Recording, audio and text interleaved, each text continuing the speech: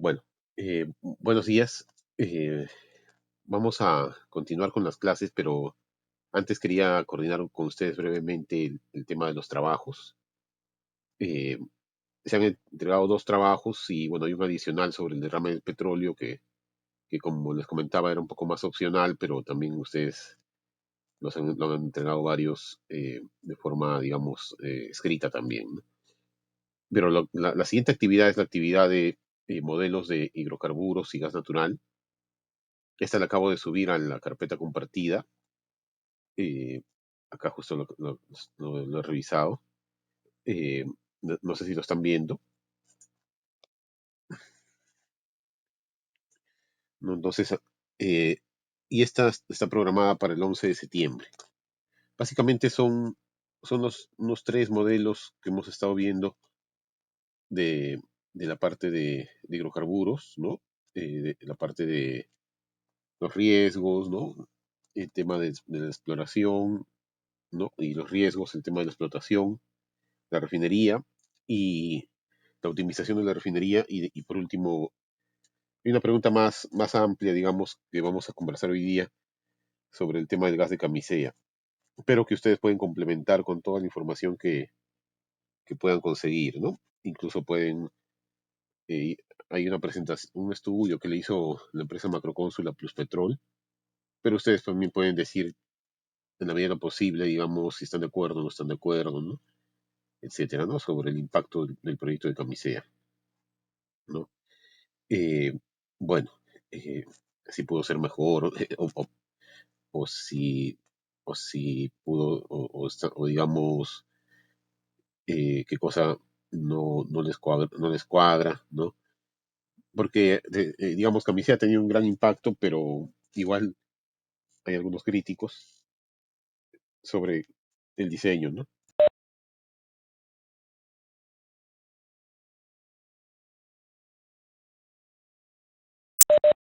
Perdón. Entonces, esa es la actividad. Por otro lado, estaba corrigiendo un poco la participación, las actividades. Me parece que hay algunas personas que no han entregado alguna de las actividades. No sé si, por ejemplo, en la primera, eh, si es que alguien no ha entregado, porque yo tengo acá eh, en el archivo, me faltan dos personas. eh, Tampoco no sé si publicar las notas de manera compartida. Lo que pasa es que no tenemos una plataforma como Paideia o como otras plataformas que hay. Entonces, eso le estoy pidiendo a ver si en el diplomado, bueno, como este es un diplomado, creo que es un poquito más difícil, pero, por ejemplo, el señor Alejos,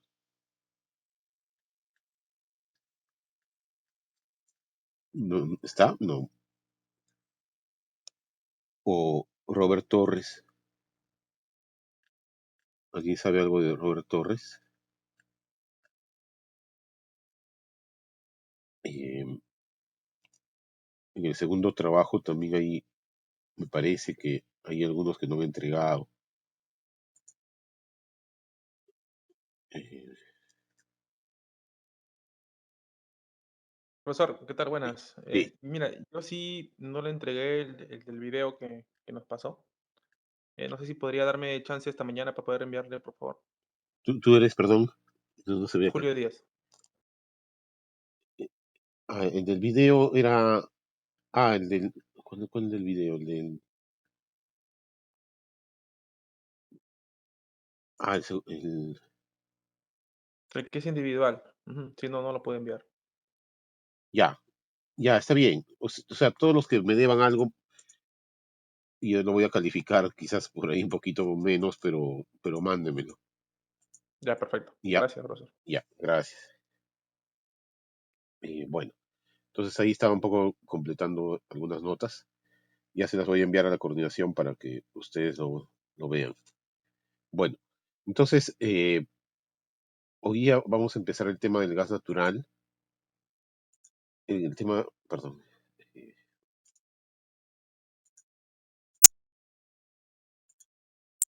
se ve la presentación.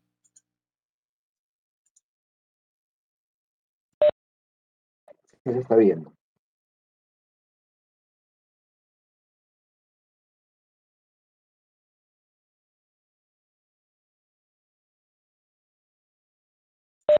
Bueno, entonces, ese tema del gas natural es un tema interesante. eh, digamos, es un combustible que se considera como el combustible de la transición energética. Hace unos 15 años realmente se le veía de otra forma. Se pensaba que iba a durar 50, 100 años la era dorada del gas natural. Incluso salió un especial del International Energy Agency, se llamaba la era dorada del gas natural, ¿no? Así como había habido la era del petróleo, primero la era del carbón, ¿no? Después la era del petróleo, y pues se consideraba que iba a haber la era del gas natural. Sin embargo, parece que va a ser una era un poco corta, porque ya las otras tecnologías, sobre todo las renovables, eh, el hidrógeno verde, etcétera, etcétera, están avanzando bien rápido, ¿no? Las baterías y toda una serie de cambios tecnológicos que están haciendo que el gas natural, bueno, y el tema ambiental, ¿no? El tema medioambiental, que cada vez es más importante, y el gas natural, digamos, contamina. Quizás en el Perú le hemos dado mucho énfasis que es un combustible limpio, eficiente, que lo es, ¿no? Pero igual contamina, ¿no? La combustión del gas natural genera la mitad del impacto del diésel, por ejemplo, pero igual es importante, ¿no? Entonces, algunos ya consideran que el gas natural también va a tener un espacio un poco limitado, pero eh, es un combustible de la transición energética, ¿no? O sea, digamos, el petróleo y sobre todo los petróleos, los derivados como, no sé, residual, etcétera, esos son los primeros que deberían un poco ser sustituidos, ¿no? En el Perú se usa bastante residual en Iquitos, ¿no? Se puso unas plantas a petróleo residual, pero también a veces no es tan fácil, ¿no? Por temas de acceso, por temas de costos, de escala, etcétera, ¿no? Pero bueno, entonces hay bastante información sobre el gas natural. El Perú, digamos, vamos a empezar de lo general a ir un poco ya yendo a los mercados, eh, cómo está organizado. Esto está cambiando, cada vez el gas natural se está haciendo más un commodity, entre comillas, ¿no? Antes se contrastaba mucho la cadena de provisión del gas natural con la cadena del petróleo, diciendo que el gas natural tenía una cadena de provisión un poco más rígida, etcétera, etcétera, ¿no? Que estaba todo físicamente interconectado, ¿no? Con los ductos. Pero ahora ya está cambiando eso con el gran auge de la licuefacción, el gas comprimido, etcétera. Entonces, está tendiendo a ser, no, todavía no es un commodity como el petróleo, pero está commoditizándose, como dicen, ¿no? Bueno, entonces el gas natural es una mezcla de combustibles, perdón, es una mezcla de combustibles livianos, principalmente metano y etano, ¿no? Bueno, en algunos casos, perdón, ese es el gas natural, ¿no? Y propano, ¿no? No propano, butano, ¿no? Eh, que en condiciones de reservorio se encuentran en estado gaseoso o en disolución con el petróleo, ¿no? Hay gas natural también asociado a la extracción de petróleo, como el gas natural de Piura, ¿no? Eh, el que usa, por ejemplo, la central de Malacas, ¿no? Y las centrales de EPSA, ¿no? De la empresa eléctrica de Piura, o la que usa la central de Aguaitía, ¿no? En la selva, ¿no? Es gas natural asociado a la extracción de petróleo, pero también hay yacimientos propiamente de gas natural, que, como el de Camisea, ¿no? Toda esa zona de Camisea, ¿no? El metano pues no requiere plantas de refinación complejas para procesarlo y obtener productos comerciales, y los líquidos de gas natural son procesados en plantas de fraccionamiento, ¿no? Donde se obtienen derivados como el GLP y la gasolina natural, ¿no? O sea, el metano y el etano, eh, digamos, se pueden separar en una planta de separación y se genera, digamos, el gas natural. Algunos le llaman gas metano, pero en realidad es gas natural que tiene metano y etano. Algunos le quieren sacar el etano, porque el etano En el Perú incluso el gas natural, por ejemplo, de Camisea, yo no soy ingeniero, pero digamos, dicen que es un gas natural un poco, digamos, es un gas natural que tiene un poco de etano, más etano que se podría extraer y generar una planta de etano y después hacer petroquímica, no sé, ¿no? Entonces, incluso se hizo un proyecto, una evaluación en algún momento, ¿no? Porque quizás eso también tiene que ver con el hecho de que no está completamente estandarizado, ¿no? Entonces se puede exportar y bueno, puede tener un poco más de etano que lo que normalmente tienen otros, que son más puro metano, ¿no? Pero bueno, entonces, bueno, ahí lo que se hace es separar el etano y metano eso genera el gas natural seco y después los líquidos de gas natural se van en un poliducto, ¿no? A una planta de fraccionamiento, que es como una refinería, y ahí se sacan los derivados, ¿no? Y el principal derivado suele ser el GLP, ¿no? El gas licuado de petróleo, que eso a veces confunde, porque, por ejemplo, en el Perú la mayoría del GLP que consumimos es de camisea, ¿no? Es el GLP de las garrafas, de los balones de gas, ¿no? ¿No? Entonces, en esos balones está el GLP que ha salido de camisea, ¿no?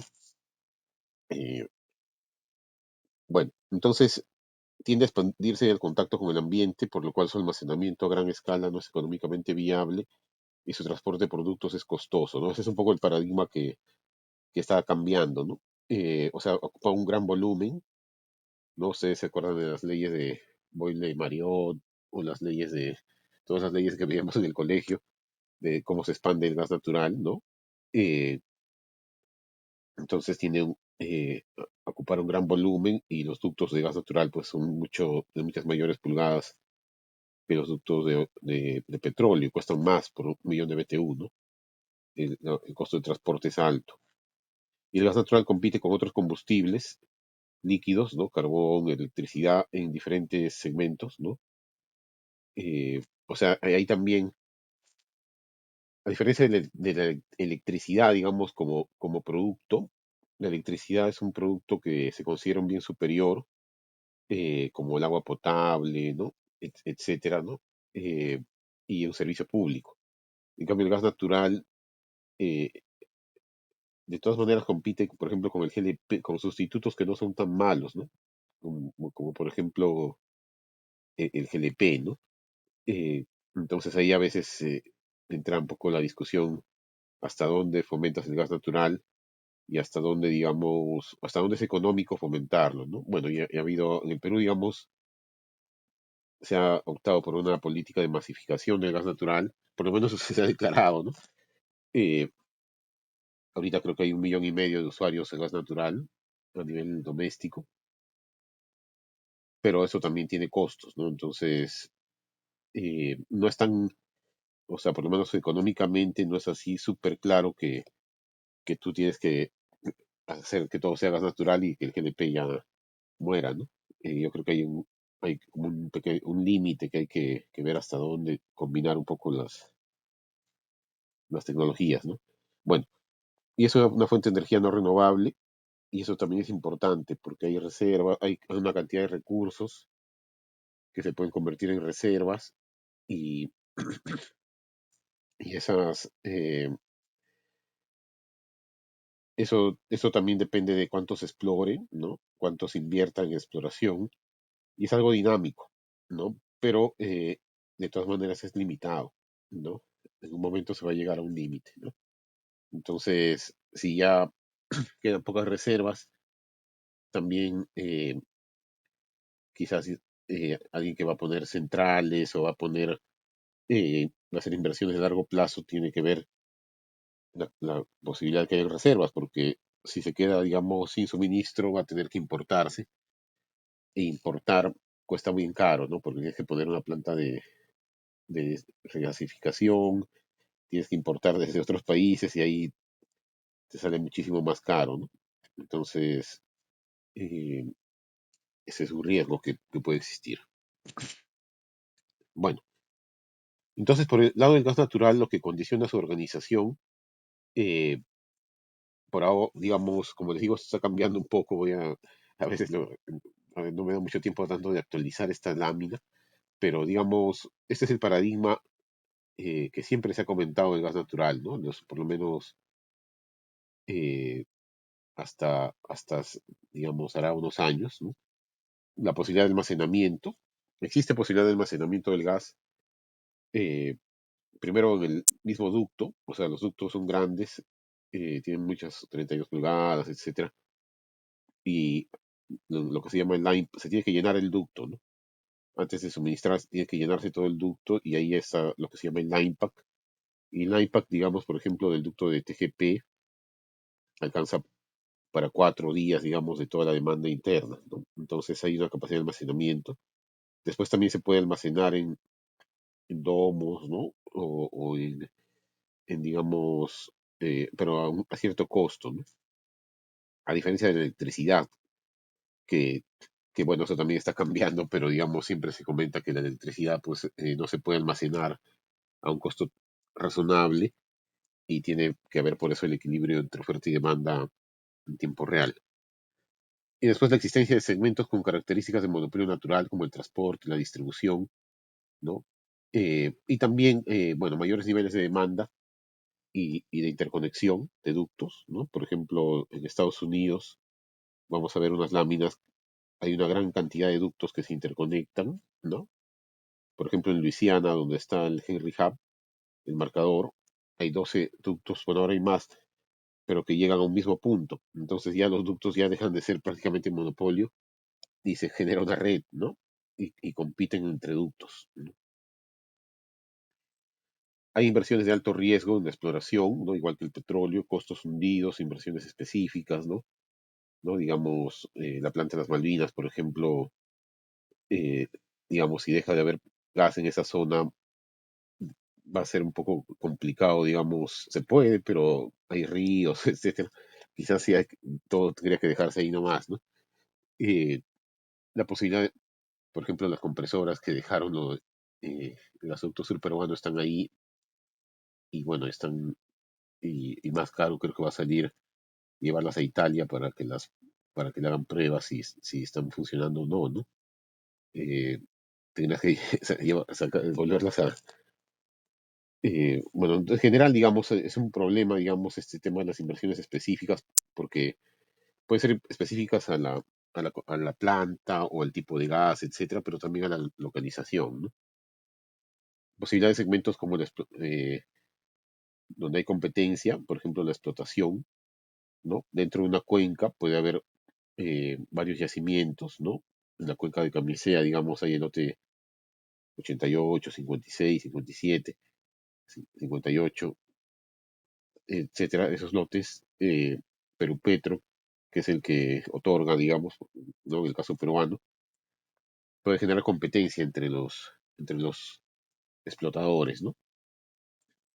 Y ellos pueden, y en general es así, el régimen peruano es ese, ¿no? Lo que se llama el precio, digamos, de explotación, se llama el precio en boca de pozo, o el wellhead price, ¿no? Wellhead price, que es el precio en cabeza de pozo, boca de pozo. Ese precio en los años 50, 60, 70 en Estados Unidos estaba regulado, pero también se dieron cuenta después de hacer varios análisis, igual que en el sector eléctrico, en telecom, en agua, etcétera, que era mejor que haya competencia. Entonces lo desregularon y les fue bastante mejor, pero digamos generando competencia entre explotadores, ¿no? En el Perú también es libre.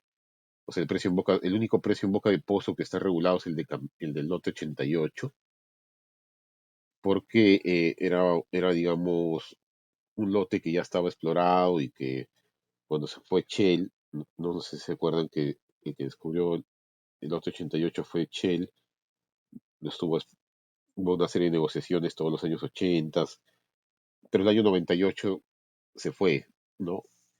Shell quería un poco varias condiciones, ¿no? La integración vertical, quería pagar con el netback, después quería exportar a Brasil, etcétera, etcétera, y el Estado peruano no lo aceptó y se fueron, ¿no? Y dejaron los 500 millones de dólares que habían invertido, digamos, los dejaron botados. Entonces el Estado eso lo licitó, pero fue un contrato más de explotación, ¿no? Y por eso el Estado se dio el lujo, digamos, de poner el precio de boca de pozo que quería, ¿no? Y le puso casi de una manera matemática, se vio que el precio era competitivo en el sector eléctrico, se puso $1 por millón de BTU y se puso $1.80 por millón de BTU en la industria, ¿no? Entonces se diseñó Camisea básicamente para que se base en la generación eléctrica, ¿no? Pero digamos, eso ya fue un caso particular, pero todos los demás lotes, el precio está libre. Entonces, CNPC, por ejemplo, que son una empresa china, o Repsol, todos los demás, ¿no? Que tienen lotes, incluso mismo Plus Petrol, todos, digamos, todas las empresas, eh, lo que, lo que tienen que hacer es fijar su precio en boca de pozo considerando todo su costo de oportunidad, ¿no? Si los van a exportar, si lo van a vender internamente, en principio debería ser más rentable venderlo internamente que exportarlo, porque cuando tú exportas, te castigan, ¿no? Porque tienes que llegar al mercado final a un precio competitivo y tienen que restarte todos los costos de regasificación, transporte por buques metanero, eh, liquefacción, el puerto, etcétera, etcétera. Entonces, te hacen lo que se llama el netback. Entonces, si tú lo vas a exportar, en teoría te deberían pagar menos de lo que deberían pagarte internamente. Entonces, en principio, las nuevas empresas que tienen nuevos lotes deberían vender internamente, ¿no? Salvo que quizás también internamente pues ya hay otras tecnologías, ¿no? Etcétera, ¿no? Bueno, y hay competencia con otros combustibles a nivel de cliente final, ¿no? Generación eléctrica, consumo comercial, vehicular, residencial. O sea, el gas natural no es un combustible así que, como decía, como la electricidad, ¿no? Que sea superior. O sea, tiene muchas ventajas. Es creo que un poco superior en términos de confiabilidad, ¿no? En términos de un poco ambientales, ¿no? A otros combustibles, pero no es así tan claro como la electricidad, ¿no? Entonces compite, ¿no? Con las renovables, compite con la nuclear en Europa, ¿no? Etcétera, ¿no? Entonces, digamos, no lo tiene tan fácil. Ese es un gráfico, digamos, con un poco las otros combustibles con los que compite el gas natural, ¿no? En diferentes segmentos, ¿no? Incluso a nivel de petroquímica, que es un uso no energético del gas natural, también tiene fuentes de competencia, ¿no? Y sobre todo en la generación eléctrica, antes, por ejemplo, no se ponía renovables, pero realmente las renovables ahora son una fuente bien importante de competencia en gas natural, ¿no? Igual las centrales de gas natural tienen algunas características técnicas que digamos, pueden generar cierta complementariedad con las renovables, ¿no? Bueno, estos son los mercados relevantes, ¿no? A nivel industrial, a nivel, digamos, comercial y de transporte, eh, a nivel vehicular, ¿no? Residencial y también de exportación, ¿no? Con los famosos barcos o buques metaneros, ¿no? Yo me acuerdo que el año 2000 yo trabajaba en una empresa Macroconsult y nos encargaron el estudio de la demanda de gas de camisea para Techín, ¿no? Que se hicimos el estudio y en ese momento, por tema más conservador, solamente pusimos demanda vehicular de GLP, no de gas natural, porque se consideraba, bueno, en general, digamos, tampoco no es que haya sido tan alta, porque ya han pasado 16 años que entró el gas natural, ¿no? El gas natural entró en agosto del 2004 al Perú, eh, y todavía el gas natural vehicular no es tan importante, ¿no? Entonces, no se sabía muy bien cuál iba a ser su futuro, ¿no?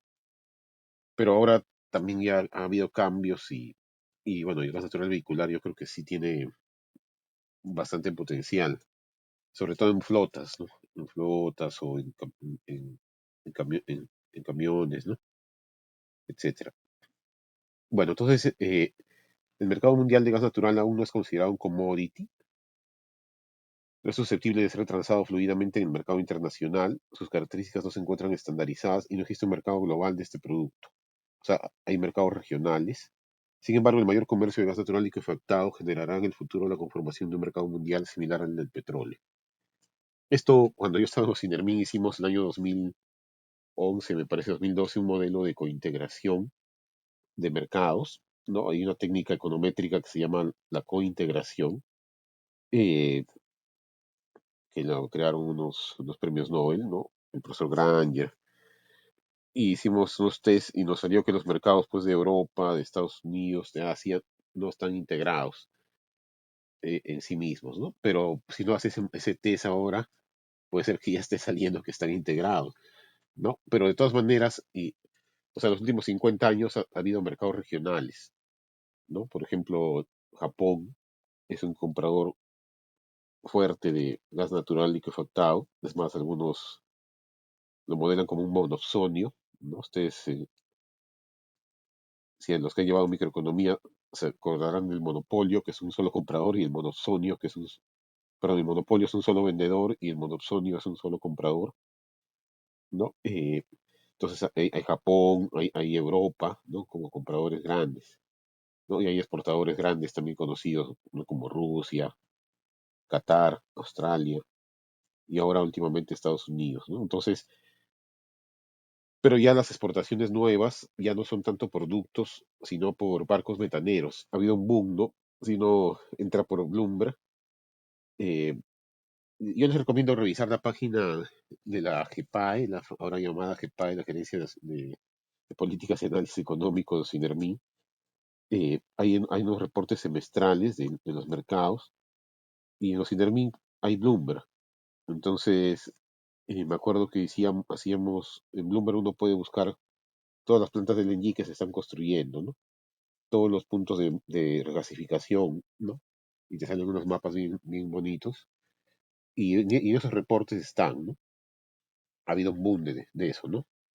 Asociado a otro fenómeno que se llama el shale gas, ¿no? El gas natural no convencional, que se pudo explotar gas natural en algunas zonas que se consideraba que no era factible. Y ese Estados Unidos hizo eso, ¿no? Explotó el shale gas con la técnica esta del fracking y, y estableció varias plantas de LNG. Es más, también se generó una sobreoferta de LNG y el precio el Henry Hub bajó a $3, cuando el costo medio era mínimo 4.5. O sea, ya empezaron a perder plata, ¿no? Ahora no sé cuánto está el Henry Hub, creo que sigue bajo, pero eh,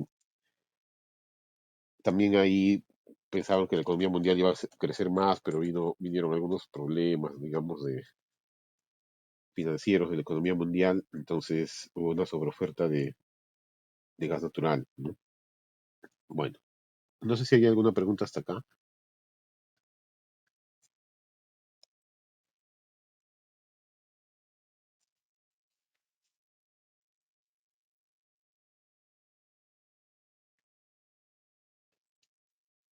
Bueno, me, me avisan cualquier consulta.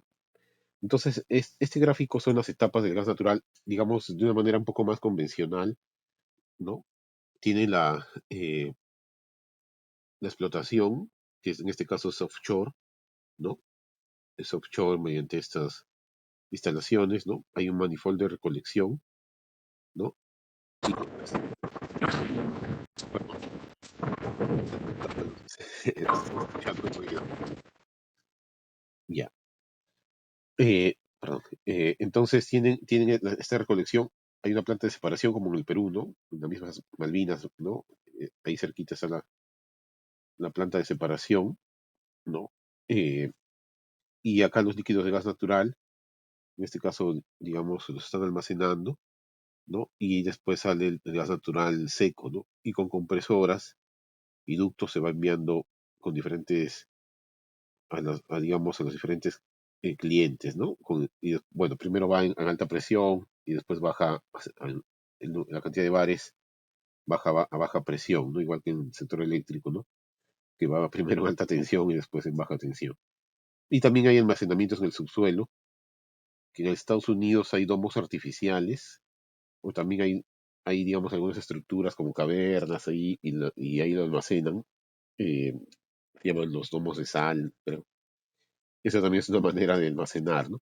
Pero también puede haber otras maneras de almacenar, ¿no? Entonces, económicamente, la exploración es una fase previa altamente riesgosa, igual que ¿no? Porque tú no sabes realmente cuánto hay, si es explotable, ¿no? Si es que no se va a la hora no se va, digamos, a ir por las grietas, si es económicamente viable, digamos, la explotación, ¿no? Y la cantidad. Después en la explotación es una actividad competitiva, ¿no? Donde pueden haber lotes, el Estado, digamos, tiene que partir en bloques, ¿no? Bloques o lotes le llaman, ¿no? Y hacer una subasta de quién va a invertir más por explorar, ¿no? Eso, por ejemplo, hacía Colombia, ¿no? Pues, en el petróleo, ¿no? Pero vale igual para el gas. No, no le puedes dar todo el lote gigantesco a uno solo, ¿no? Mejor lo partes en varios pedacitos y se lo das a diferentes productores, ¿no? No, si hay poco, sí, ahí puede ser que haya pocos operadores, ¿no? O pocos productores. El transporte y la distribución es una actividad necesaria porque normalmente los yacimientos pues, de gas natural están lejanos de los centros de consumo, ¿no? Por ejemplo, en el Perú están en la selva, ¿no? Entonces el centro de consumo está un poco en Lima, eh, Arequipa, algunas provincias, ¿no? Eh, bueno, en el Perú estamos muy concentrados un poco en la parte del consumo. También las centrales, uno podría haberla puesto, las centrales, es un tema también de, de análisis económico, ¿no? Una vez hice unos cálculos, no poner una línea de transmisión hasta Chilca es más barato que poner las plantas de generación en las Malvinas y después exportar electricidad. Era mejor, eh, era mejor, perdón, un ducto hasta Chilca y Chilca poner las centrales. Eh, bueno, hay el tema de que, bueno, están muy concentradas y puede generar un riesgo porque dependemos de un solo ducto, ¿no?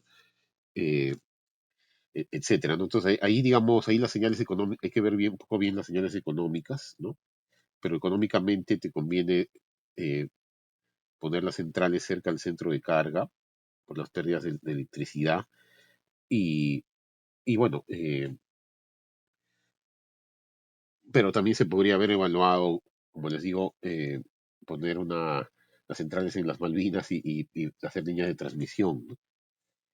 Eh, Del cálculo que hicimos yo estaba en Oceanía en esa época, salía que era mejor haber hecho el ducto, ¿no? Eh, bueno, existen redes, y estas redes de transporte y distribución tienen carácter de monopolio natural, o sea, tienen economías de escala, conviene que haya uno solo en lugar de varios, ¿no? Cumplen con una condición que se llama subjetividad de costos, ¿no? Que es mejor que haya un solo ducto a que hayan dos, por ejemplo, ¿no? Bueno, entonces, la creencia más importante es que hay unas redes de abastecimiento, ¿no? Diseñadas para atender a una diversidad de usuarios o para llevar el gas a la planta de fraccionamiento, por ejemplo, ¿no? O a la planta de licuefacción, ¿no? Entonces, esos ductos eh, es algo muy importante en el caso del gas natural y sobre todo también ductos al usuario final. O sea, el usuario final, el gas natural, por ejemplo, residencial, ¿no?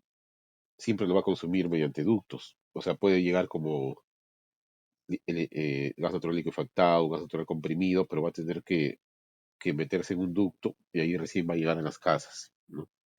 Entonces, lo normal también es que haya, eh, o más tradicional, ¿no? Es de que desde la planta de fraccionamiento hasta la casa haya ductos, ¿no? Hay toda una cadena continua de ductos hasta la cocina prácticamente, ¿no? Eh, las inversiones en redes son bien importantes en comparación por ejemplo, con los oleoductos. Requieren unidades de compresión de alto costo, tubos de especial calidad para soportar las presiones del gas natural, sistemas de telemando y control sofisticados. Y el gas natural se puede almacenar a un costo razonable en el mismo ducto, como les decía, en el line pack, ¿no? De una manera limitada, y en las facilidades de almacenamiento artificiales a un mayor costo, como los Salt Dome Trap Storage, ¿no? Bueno, también es posible transportar el gas natural a grandes distancias mediante los barcos metaneros, ¿no?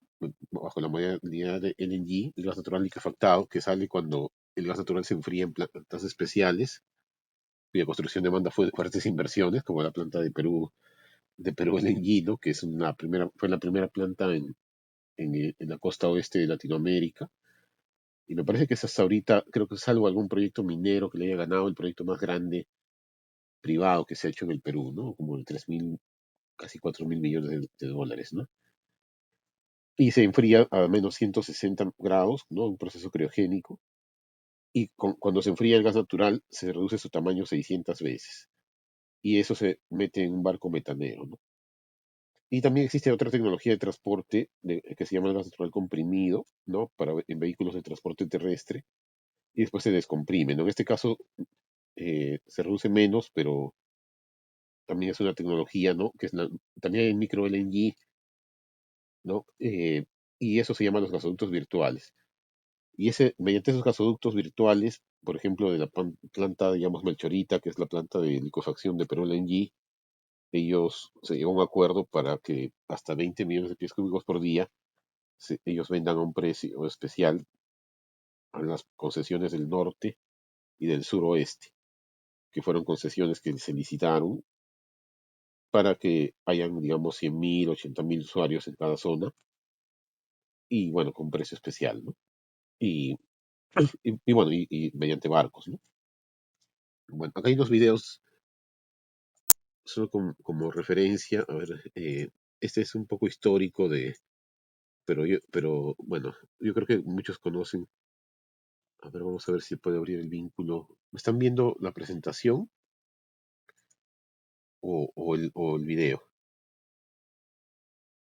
El video se ve. Ah, ya, me avisan si se escucha. ¿Se escucha?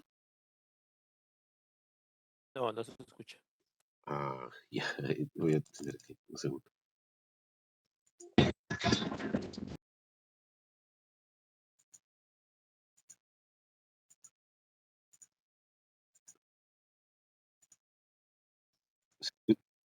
¿Ahí se escucha? No sé si se No. escucha. Uy, ya un segundo.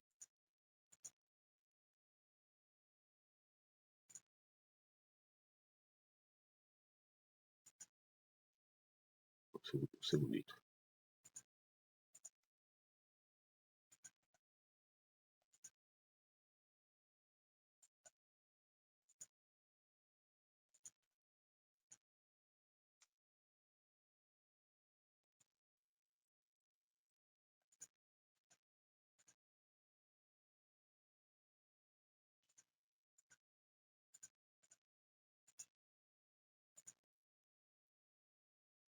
Ahí, nada. No, no.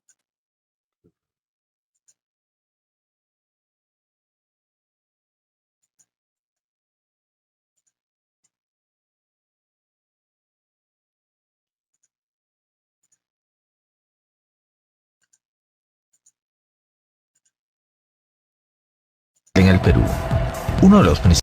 Ahí, Ahí sí. allá. Sí, sí. Gracias. Qué raro. A ver. La cadena de valor del gas natural en el Perú. Uno de los principales proyectos de la industria del gas natural en el Perú es el proyecto Camisea. El yacimiento de gas natural de Camisea se ubica en la provincia de La Convención, departamento de Cusco, Perú.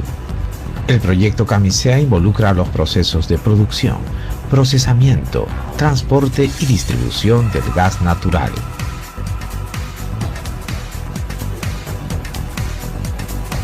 El gas natural es un combustible fósil compuesto por una mezcla de gases en diferentes proporciones en el que predomina el metano.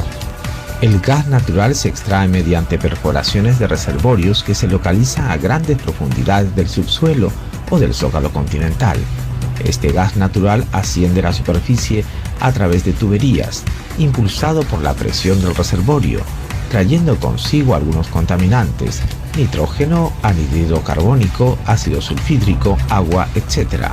El gas natural puede contener hidrocarburos que a las condiciones de la superficie se condensan o convierten en líquidos, como es el caso del gas de camisea. El gas natural extraído es transportado por ductos hasta la planta de separación, en donde es separado de los líquidos de gas natural mediante procesos criogénicos y se eliminan los contaminantes mediante procesos de deshidratación y remoción de gases ácidos. El gas natural seco y los líquidos de gas natural obtenidos de la planta de separación son transportados por ductos hacia los centros de consumo o procesamiento respectivamente. A lo largo del gasoducto se instalan estaciones de compresión cuyo fin es elevar la presión hasta un valor suficiente para transportar el gas natural desde los campos de producción a los centros de consumo a la presión requerida por estos. El gas natural es transportado por ductos para su uso en la generación eléctrica, industrial, residencial, vehicular, petroquímica y licuefacción. Los líquidos de gas natural también son transportados por ductos y son destinados a la planta de fraccionamiento para obtener productos comerciales. Los líquidos de gas natural llegan a la planta de fraccionamiento donde se obtienen diversos productos como propano, butano, nafta y diésel. Los productos obtenidos se distribuyen para abastecimiento del mercado interno y externo. El gas natural llega a la ciudad de Ica para uso residencial y vehicular, siendo cada vez mayor el número de usuarios.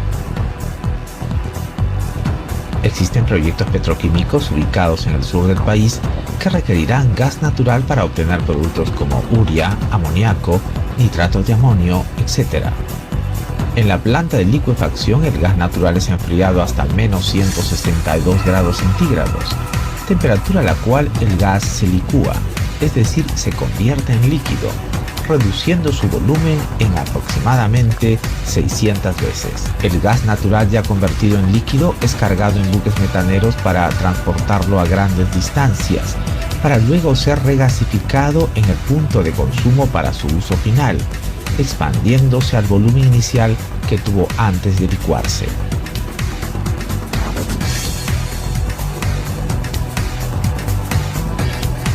El gas natural transportado desde Camisea llega a la ciudad de Lima a través del City Gate o puerta a la ciudad. En este lugar se agrega al gas natural una sustancia odorizante que le confiere un olor característico para facilitar su identificación en caso de fugas. También se regula la presión del gas natural hasta valores adecuados para el uso de los consumidores conectados al sistema de ductos de distribución, y además se verifica la composición del gas natural y flujos en todo el sistema con la finalidad de monitorear la calidad del servicio. El gas natural que sale del City Gate es destinado a diversos usuarios a través del sistema de redes de ductos de distribución. Usuarios industriales usan el gas natural para sus procesos industriales, por ejemplo, generación de vapor, calderos, calentamientos de fluidos, hornos, etc. Estaciones de servicio GNV son los establecimientos dedicados a la venta al público de gas natural vehicular GNV por surtidores. Usuarios residenciales y comerciales usan el gas natural generalmente para cocción, cocinas, termas, calentadores de agua, calefactores, etc. Generadoras de energía eléctrica usan el gas natural para la generación de electricidad mediante centrales térmicas de ciclo simple o ciclo combinado. Como una alternativa a los gasoductos físicos, se pueden emplear los medios de transporte por camiones de gas natural comprimido o licuado, llamados gasoductos virtuales, para transportar el gas natural hacia aquellos lugares que lo requieran. Para el caso del transporte por camiones de gas natural comprimido GNC, la compresión del gas puede ser hecha en estaciones de compresión o en estaciones de carga.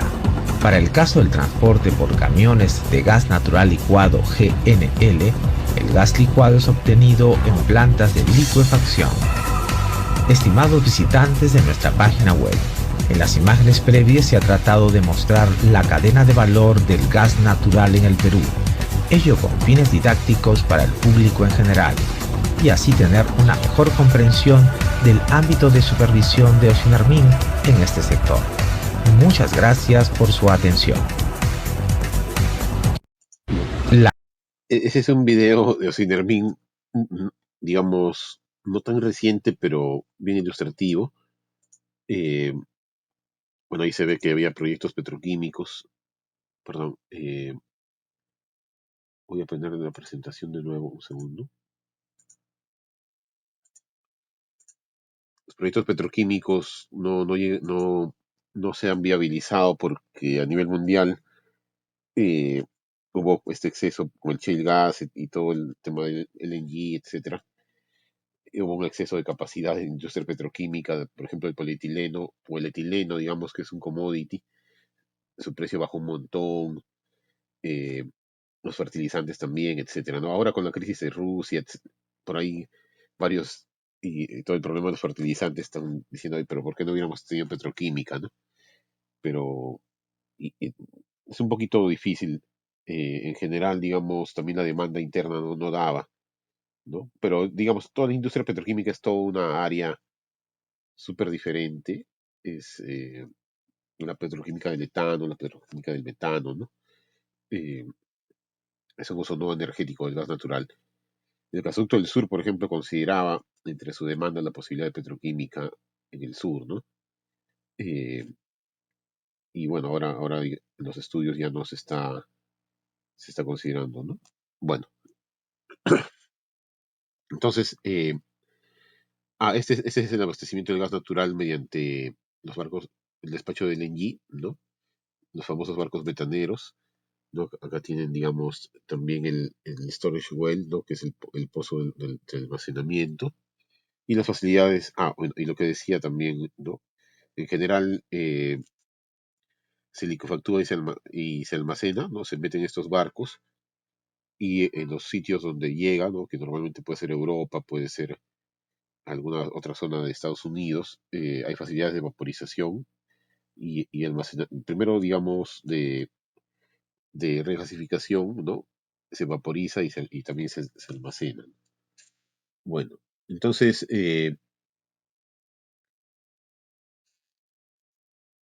por el lado de los costos, también hay diferentes documentos, ¿no? Que a veces actualizan estos gráficos, pero digamos, en general se considera pues de que el transporte de LNG es un transporte caro, puede costar $1 o $2 por millón de BTU, ¿no? Una especie de costo medio. Después tienen el transporte producto, ¿no? De alto costo, offshore, ¿no? Que es un ducto, digamos, por el mar, como hay en Europa, ¿no? Entre Francia e Inglaterra, etcétera. Hay unos ductos de offshore que tienen que tener unas condiciones especiales para soportar mayor presión, etcétera, y cuestan más.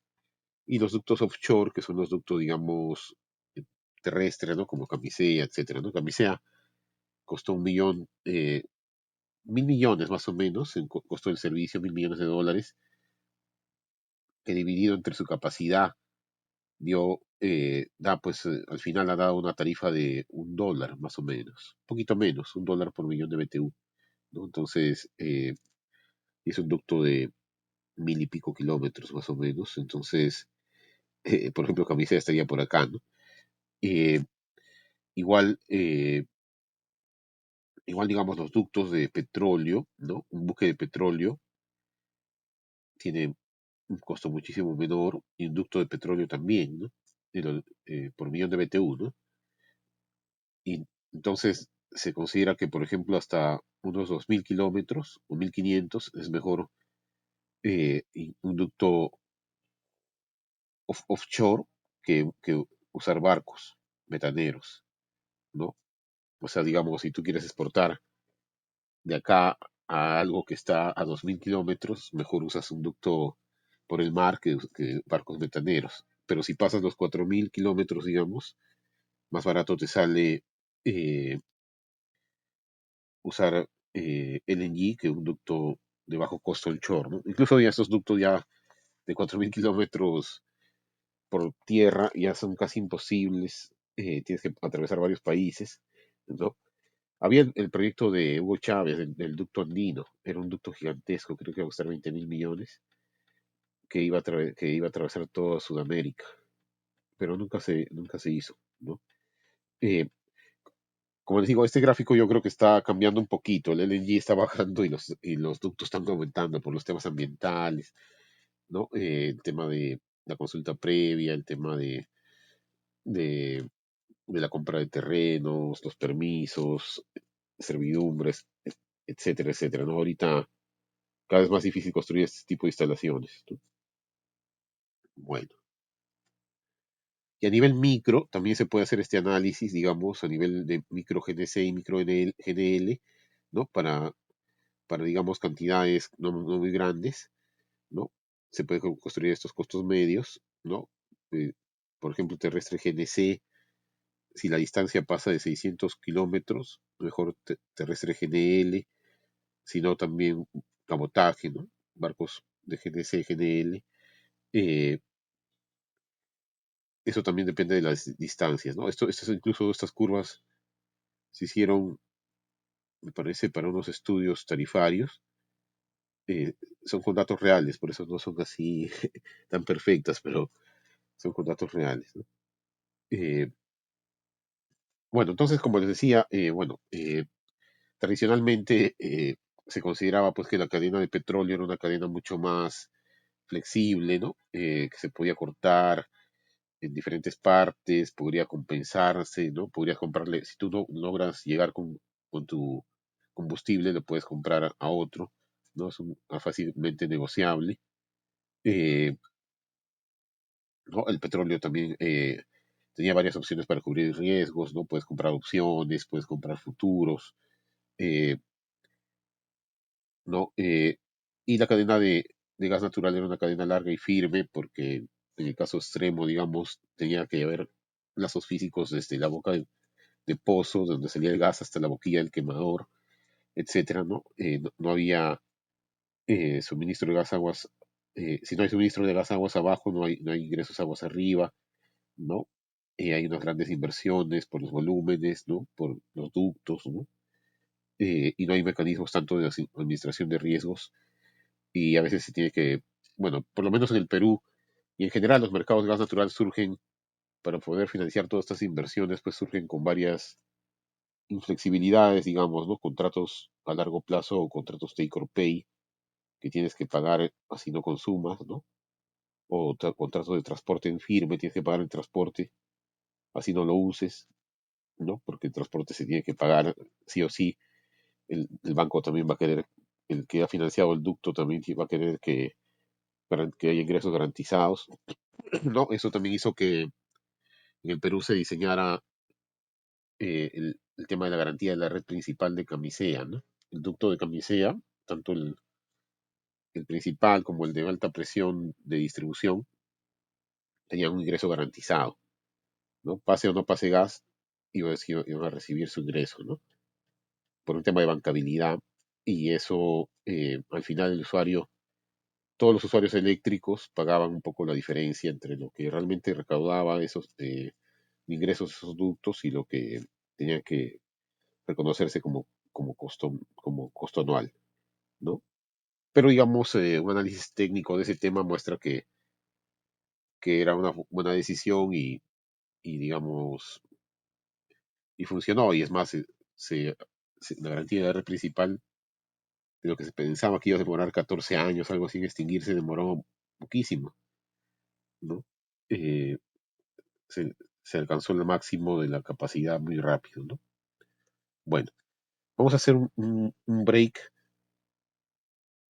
hasta las 12:05 y de ahí retomamos viendo el mercado mundial. Ok, profesor.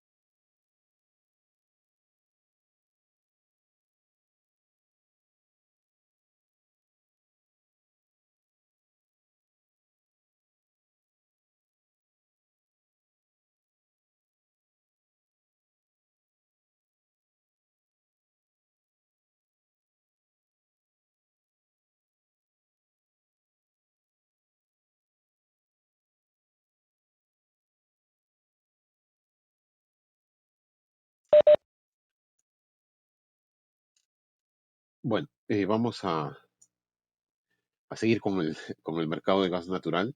Estas son unas estadísticas del mercado mundial. Las he sacado de British Petroleum. También hay estadísticas de International Energy Agency o la Energy Information Administration de Estados Unidos, de Shell, etcétera, pero me gusta usar las de British Petroleum porque son más ordenadas y están libres, ¿no? Las demás tienes que comprar y bueno, y a veces también tienes que buscar que esté actualizado. Entonces, eh, igual hay el reporte del año, me parece, del 2021 con datos del 2020. No los he puesto, ya no me dio tiempo, pero también se los voy a pasar. Aparte de que por la pandemia todo baja, ¿no? Y es algo yo creo que ojalá que coyuntural. Entonces va contra la tendencia, digamos, eh, en general que se está viendo, ¿no? Entonces no afecta mucho. Por eso he dejado estas láminas del 98, 2008 y 2018, ¿no? El British Petroleum lo que hace es siempre hacer un corte cada 10 años, ¿no? Para ver las tendencias, ¿no? Entonces, por ejemplo, son las reservas mundiales probadas, ¿no? Acá se ve que hay un aumento en Azerbaiyán, en Rusia, en Irán y en Qatar. Perdón, hay un aumento eh, por el incremento de las reservas de Azerbaiyán. Igual los que tienen más reservas son Rusia, Irán y Qatar, ¿no?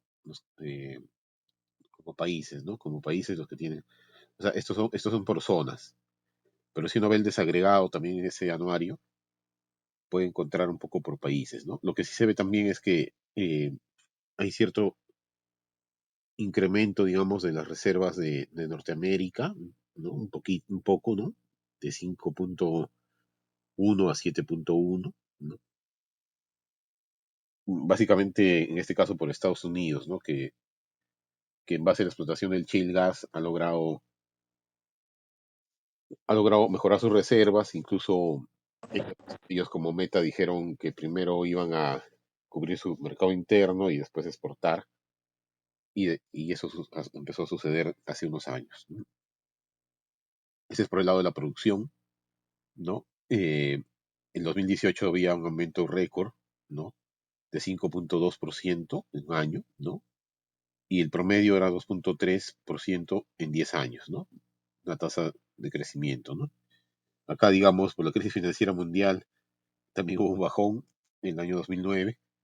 eh, y del crecimiento mundial, Estados Unidos y Rusia representaron pues casi 2/3 del crecimiento mundial, ¿no? Estados Unidos sobre todo por la exportación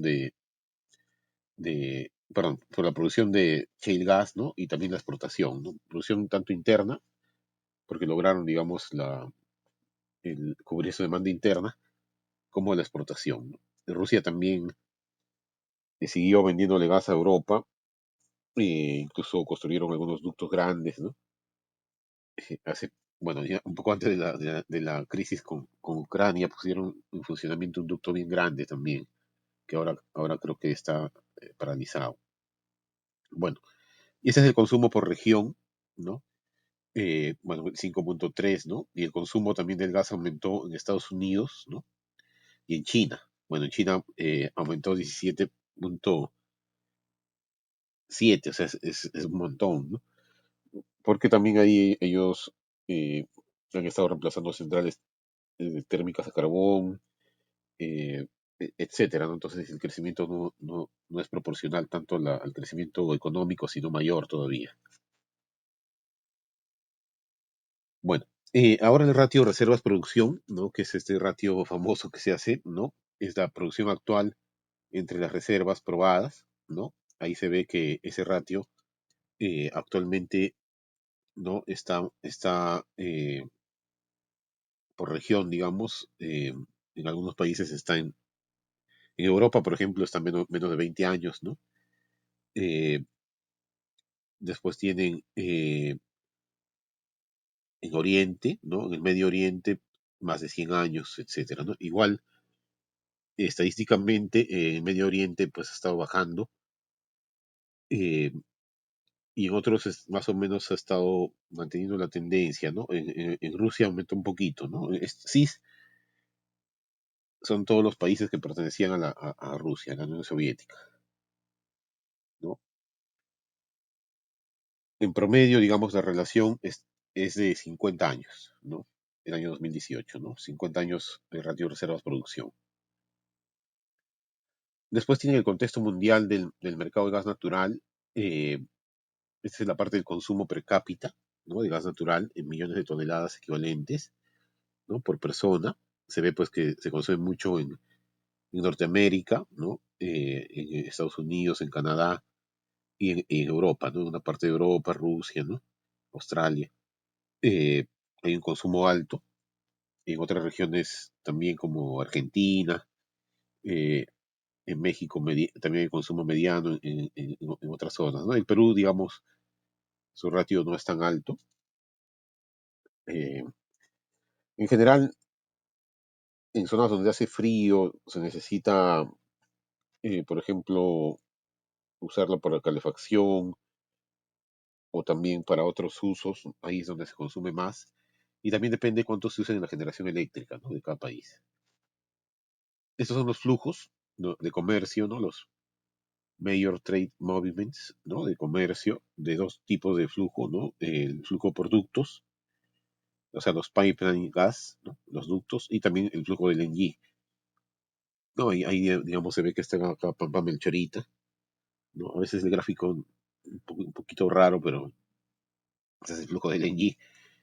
Acá se ve también los grandes ductos que hay entre Canadá y Estados Unidos, ¿no? O los ductos que hay eh, entre Europa y Rusia, ¿no?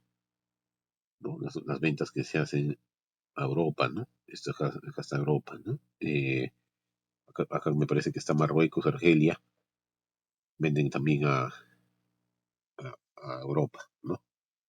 Son tradicionales vendedores, ¿no?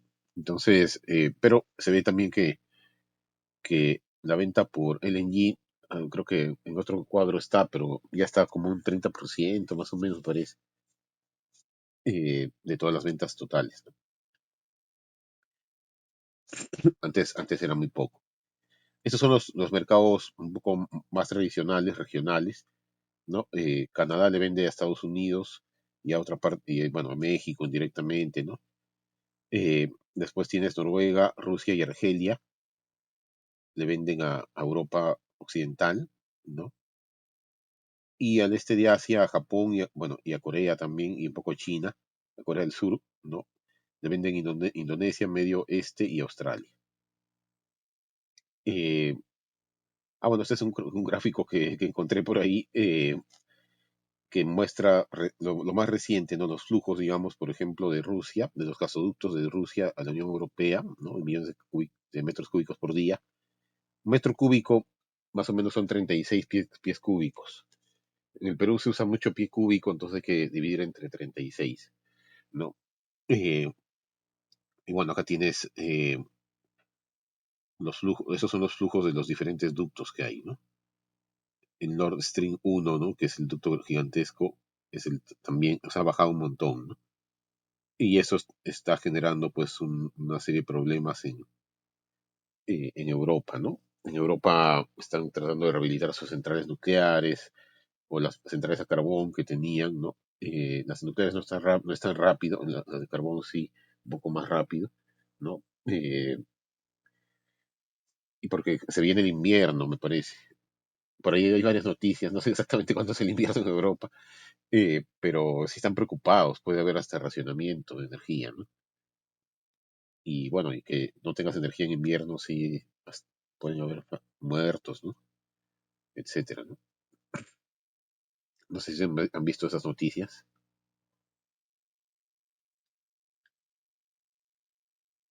Bueno, y acá están los precios. Los precios, digamos, como les decía, todavía no es exactamente un commodity, o sea, no hay precios marcadores, digamos, propiamente. El único marcador es el Henry Hub en Luisiana, ¿no? El USA Henry Hub, que es el rojo, ¿no? Que llegó hasta $10 más o menos cuando se hizo la Pampa Melchorita, la planta de Perú LNG. Creo que empezaron a hacerla en 2005, así. se pensaba que el LNG iba a llegar a 10, 12 dólares, perdón, no el marcador del Henry Hub, pero después con el boom del shale gas, más o menos ahora está como en 3 dólares. Entonces exportar, incluso el contrato que firmaron, digamos, para exportar a México, eh, creo que era Henry Hub menos 10%, al final no no les resultó conveniente. Sirvió para apalancar el proyecto, digamos, hacerlo bancable, porque un contrato a largo plazo te aseguraba, digamos, una venta, pero al final el consorcio, digamos, de exportador, realmente no, si uno ve los embarques, ya no está vendiendo a Norteamérica, está vendiendo a Japón, a Europa, ¿no? Donde pagan mucho más, ¿no? Es más, los precios, les voy a pasar un pequeño especial. Los precios ahorita este año han estado 30 dólares, 35 dólares o 25 dólares por la crisis con Ucrania, ¿no?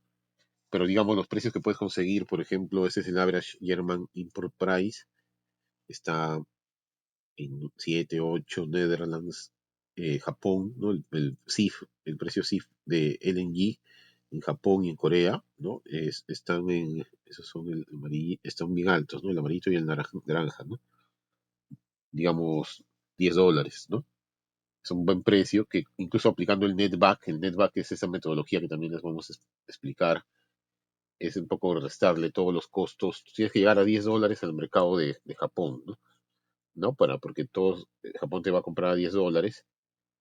Entonces, si exportas desde Perú, hay un costo de regasificación, hay un costo de todo que te va a cobrar todo el buque metanero, el costo de liquefacción y el costo del puerto y también el costo del transporte en el Perú hasta llevarlo al boca de pozo de tu ducto, ¿no? Perdón, de tu lote, ¿no? Ahí vas a ver cuánto te van a pagar, ¿no? Entonces todo eso te puede ser 4 dólares, 5 dólares, pero al final igual sigue siendo negocio porque te terminan pagando 5 dólares, porque 10 menos 5 te da 5 dólares y es un buen precio, ¿no? ¿No? Pero puede ser que si el precio, digamos, por ejemplo, el Henry Hub, si quieres exportar a Estados Unidos, digamos que te cueste todo 3 dólares, pero te van a pagar 3 dólares, entonces el netback te sale cero, ¿no? O hasta negativo, entonces mejor ahí no te conviene vender, ¿no? Y es más, el consorcio en algunos casos prefería pagar la penalidad a vender, ¿no? Bueno, no sé si han escuchado este tema. Eh, Vamos a hablar un poco de los contratos, salvo que ¿hay alguna pregunta?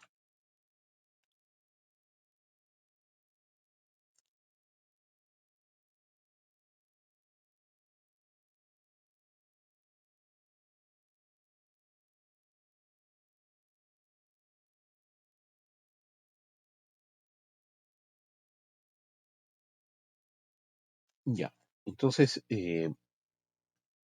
vamos a hablar un poquito de los contratos de gas natural. Esto también está cambiando. Bueno, ahora también hay los contratos de LNG que tienen toda su historia y son un poco especiales, complejos, pero digamos los contratos más tradicionales eh, se derivan también de que el gas natural puede ser almacenado, pero existe un volumen de demanda y capacidad de diseño del ducto, ¿no? Entonces, y también digamos, la planta de separación, la explotación, la exploración requiere grandes inversiones, ¿no? Entonces, para que se financien estas inversiones, ¿no? Y sean sostenibles, lo normal es que, sobre todo en las etapas iniciales, se firmen contratos de largo plazo que impongan niveles mínimos de utilización de la capacidad, ¿no? Pero también se incluyen algunos mecanismos que introducen cierta flexibilidad en las transacciones, ¿no? O sea, porque hay estacionalidad, ¿no? O sea, normalmente en Europa, sobre todo en Estados Unidos, hay invierno y verano, entonces la demanda es muy diferente en invierno y en verano, ¿no? O si no, también el Perú, si bien es cierto, no hay esos extremos, tienes años perdón, estiaje y avenida, entonces si las hidroeléctricas están en época de avenida, la demanda de gas de las térmicas va a bajar un montón. Entonces, estos niveles mínimos de utilización Es algo así como que tú tienes que pagar, uses o no uses esa capacidad, ¿no? Sobre todo la capacidad de producción, ¿no? Y en el caso del transporte, el transporte también se tiene que pagar. Entonces, normalmente al inicio, eh, para financiar el transporte eh, y para generar un flujo de caja estable, por ejemplo, cuando desapareció la garantía de red principal de Camisea, eh, todos los generadores tuvieron que firmar contratos de transporte en firme, ¿no? Y eso reemplazó el ingreso garantizado de Camisea, ¿no? Pero digamos, cuando el mercado ya se va desarrollando, puede aparecer un mercado secundario de transporte, ¿no? Entonces eso también ayuda, ¿no? En el Perú no hay un mercado secundario, bueno, se está trabajando para que haya un mercado secundario de transporte y eso le quita un poco la inflexibilidad el problema, digamos, de estos tipos de contratos, sobre todo el de transporte, es que hacen que una parte del costo de generación del gas sea fijo, no sea un costo variable completamente. Entonces, y eso, digamos, se reconozca o no se reconozca, financieramente es así. Entonces, al final afecta la competitividad de las tecnologías, ¿no? Entonces, te puede afectar cuando veamos un poquito más del sector eléctrico. En el sector eléctrico se puede optimizar el parque generador y aparece la combinación óptima de tecnologías. Y es diferente el porcentaje que le toca al gas natural dependiendo si el transporte es fijo o es variable, ¿no? Entonces, le quita competitividad a las tecnologías, ¿no? Por eso también todas las centrales, de alguna manera, en el Perú han optado por convertirse a ciclo combinado para tener un uso más eficiente de la capacidad de transporte, pero también te distorsiona también el parque generador, ¿no? Porque tienes muchas centrales de base, ¿no? Pero bueno, esa es toda una discusión bien, bien interesante de cómo afectan estos contratos el costo de la generación con gas natural, ¿no? Todo el costo, y bueno, ha habido todo un debate, entre una guerra, la famosa guerra de los generadores, ¿no? Que al final ha tenido una solución que a mí, digamos, no me gusta mucho, pero bueno, es la solución que se le ha dado, ¿no?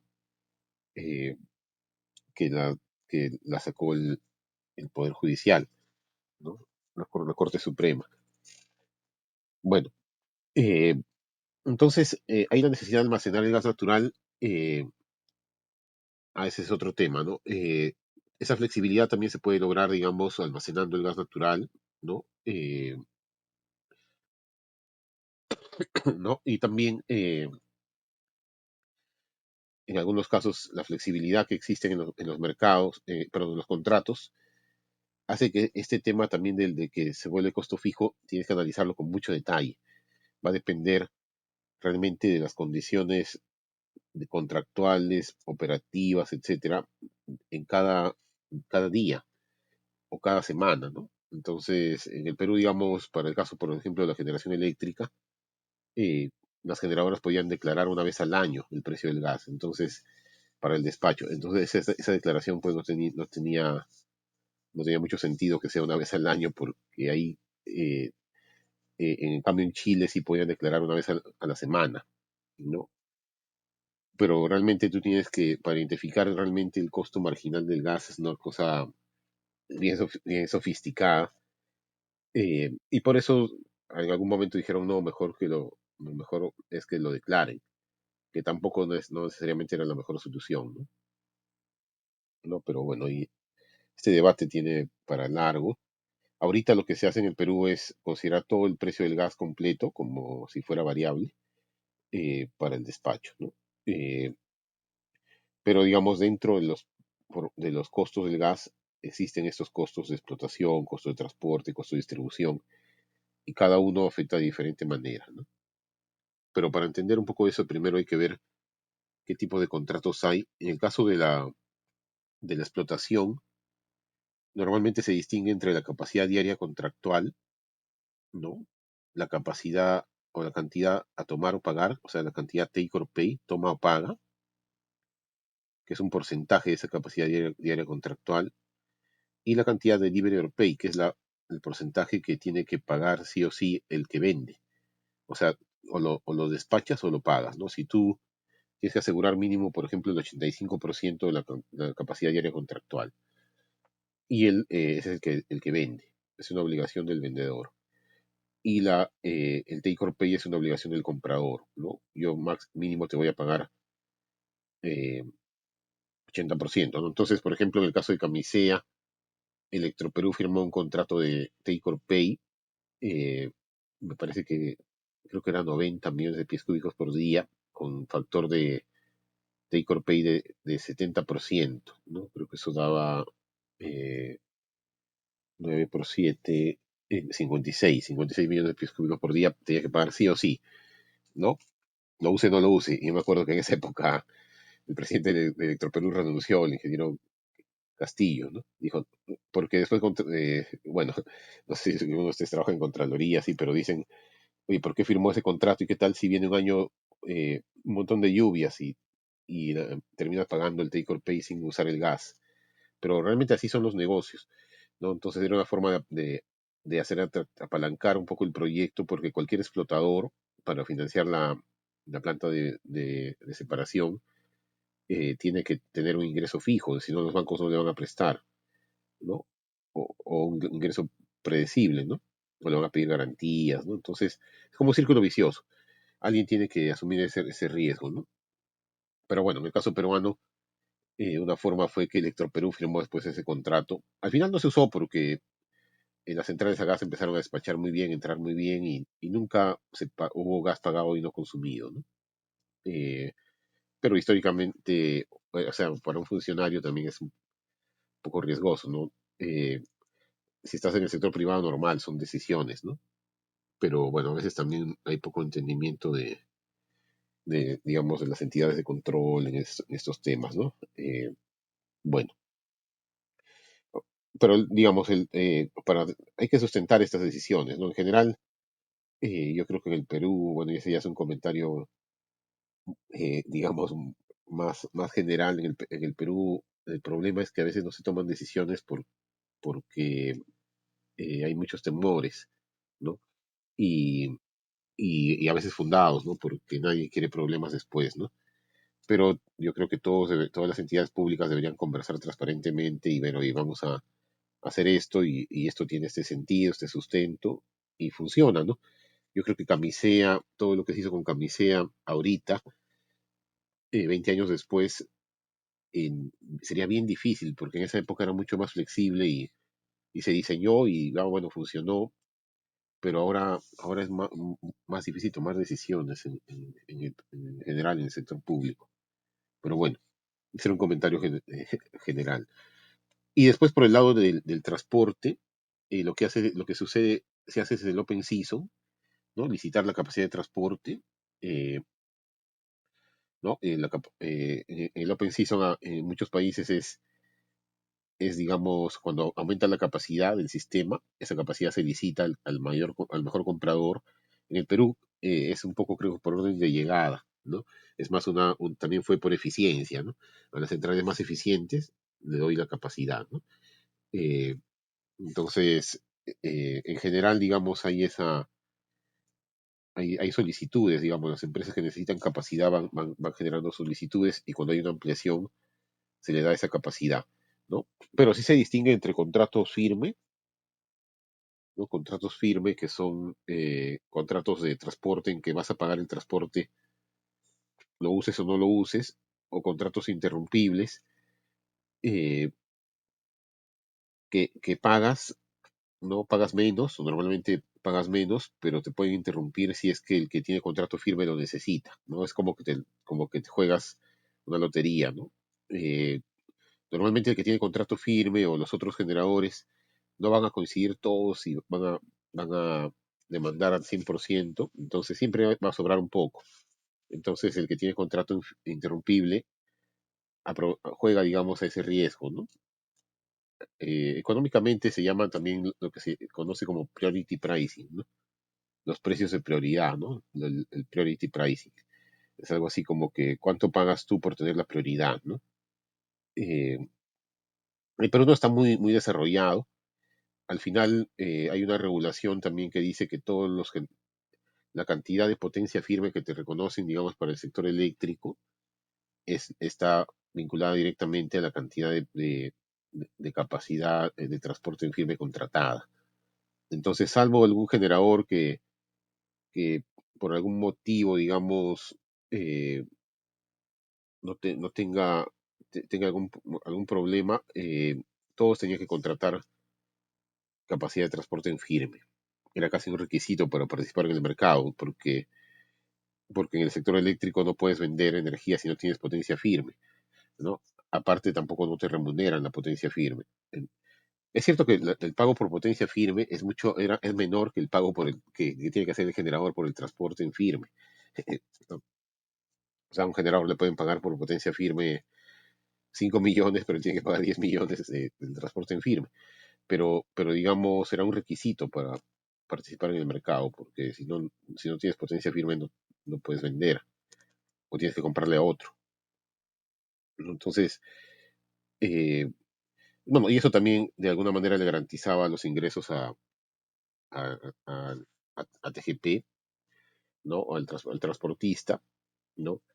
Y bueno, y ahorita todos los contratos de transporte son casi al 2032, o sea, ya los generadores ya no tienen mucho poder de negociación, por más que hay cambios regulatorios. Quizás vayan a renegociar sus contratos, pero los tienen firmados al 2032. Bueno, eso es un poco, ese es por el lado del explotador, y por el lado del transporte es un poquito la otra lógica. Sin embargo, por el lado del suministro o de la explotación del gas natural, ese factor take or pay, ¿no? No es así, que si ya se aplicó, ya digamos, ya perdiste ese dinero, sino que existen dos cláusulas, eh, o periodos de recuperación, el make-up y el carry forward, ¿no? O sea, hay un contrato mensual donde existe un pago fijo por un porcentaje de la capacidad diaria contratada, ¿no?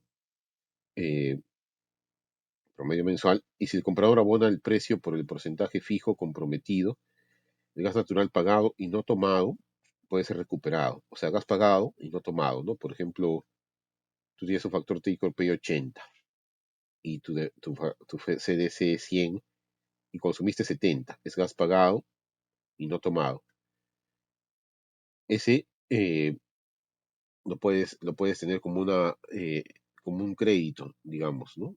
Eh, y por otro lado, también puedes compensar volúmenes tomados en exceso en meses anteriores al pago del take or pay, que es el carry forward, ¿no?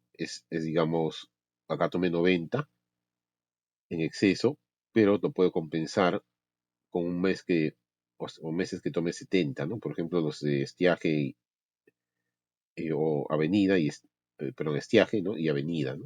En la avenida voy a estar menos al 70, entonces esto que tomé en exceso no lo tengo que pagar ahí mismo, sino que a los 6 meses o a los 12 meses va a haber un corte y ahí me van a hacer un análisis, oye, cuánto tomaste en exceso y cuánto compensaste, ¿no?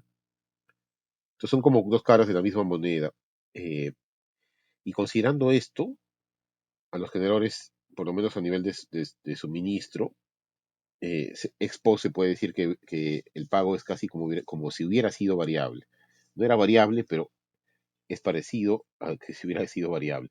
Por ahí algún generador sí ha tenido, al momento del corte, sí ha tenido que pagar 500,000, 600,000 dólares o sea, se quedó en neto, no pudo compensar, ¿no? Pero no ha sido mucho. Entonces, el procedimiento make-up es el mecanismo mediante el cual las obligaciones de pago por el volumen de gas natural tomado en exceso del pago mínimo anual se pueden reducir usando el gas prepagado bajo la aplicación de un pago mínimo anterior, ¿no? O sea, es algo así como que te consideran como que has prepagado este gas, ¿no? En exceso, ¿no? O sea, gas pagado y no consumido, ¿no? Y en el caso del carry forward es un mecanismo mediante el cual el gas natural tomado en exceso del pago mínimo anual es considerado como un crédito contra volúmenes futuros de pago mínimo por gas no tomado, ¿no? Y es muy útil para manejar variaciones multianuales de la demanda, ¿no? Algunos cambios en los ciclos de negocios, anomalías climáticas, etcétera, ¿no? Eh, por otro lado, el de Delivery or Pay es la obligación del suministrador, ¿no? Que se compromete a satisfacer las necesidades de los usuarios en un porcentaje de la capacidad diaria contractada sí o sí.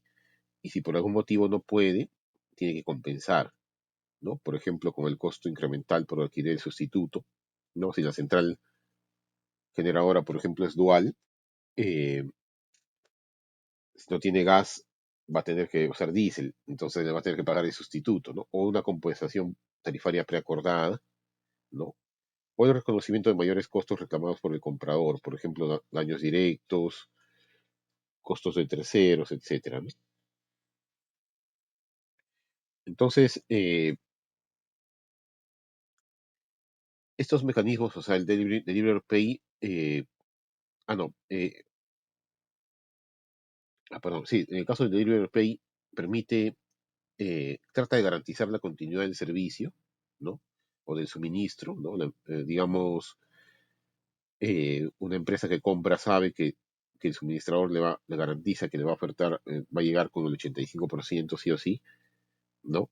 Disminuye los riesgos de provisión, porque hay una compensación si es que no llega, y también permite programar adecuadamente las cantidades a ser compradas, ¿no? Por ejemplo, con cierta antelación, o si es que, por ejemplo, eh, solamente le garantiza el 85%, la empresa puede programar un mantenimiento, ¿no? Eh, Estratégicamente, digamos, para siempre no necesitar más del 85%, ¿no? Bueno, ese es un cuadrito de cómo está, en el caso de los generadores eléctricos, estos, estos indicadores, ¿no? Bueno, acá hay otro concepto que es la cantidad diaria máxima y la cantidad diaria contractual, que son dos conceptos que a veces se confunden. Es que el porcentaje take or pay se calcula como un porcentaje de la cantidad diaria máxima, pero en realidad, eh, si uno ve la teoría, debería ser un porcentaje de la cantidad diaria contractual. Entonces, este porcentaje es 50% en realidad, ¿no? 50, 50, 50, acá es 75, 90 y 60. En promedio da 58, ¿no? Considerando todos estos 100 como 50. La cantidad take or pay, bueno, es, digamos, la cantidad que tiene que pagar sí o sí, ¿no? Respecto a la máxima. El delivery or pay, que es la obligación del suministrador, estaba en 100%. O sea, digamos, el consorcio de Camisea se obligaba, garantizaba toda la cantidad diaria máxima, ¿no? O, eh, y después el periodo de recuperación, que es digamos, el periodo del make-up, llegaba hasta 18 meses. En los últimos contratos, que eran los de Phoenix Power, Termochilca, bajó a 6 meses. Y el carry forward, ¿no? Que es esta posibilidad también del gas pagado en exceso, tenerlo como crédito, o pago a cuenta en realidad, ¿no? Quizás la palabra crédito no es tan... eh, también existía hasta 18 meses, pero en los últimos contratos ya desapareció. Y de lo que me han contado de los últimos contratos también, ya el factor take or pay, me parece que ahora distinguen estiaje y avenida. Y lo han bajado como a 30%. eh, Creo que tampoco ya no hay carry forward, etcétera, ¿no? Entonces, los contratos de generación se están poniendo un poquito más flexibles porque también parece que el explotador de gas natural quiere liberar gas natural para venderlo en otros mercados, ¿no? Porque el gas natural para la generación es más barato que el gas natural para la industria, ¿no? Entonces, también le conviene liberar un poco de gas natural, ¿no? Y ofrecerlo a la industria, ¿no? Bueno, no sé si hay alguna consulta hasta ahí.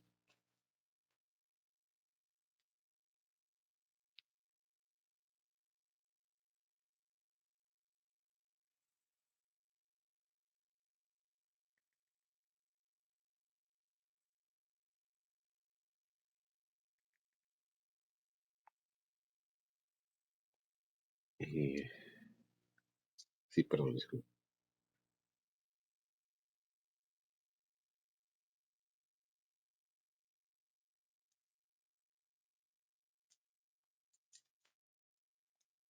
No sé si ustedes han visto este tema o han conocido un poco este tema.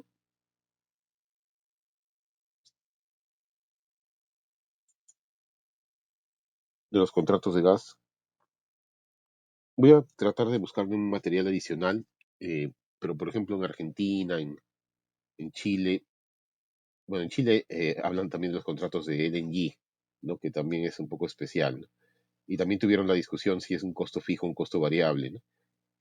Y por ejemplo en Chile hicieron un procedimiento técnico el Comité de Operación del Sistema Eléctrico que decía que si el barco no se puede desviar, puedes declarar cero, ¿no?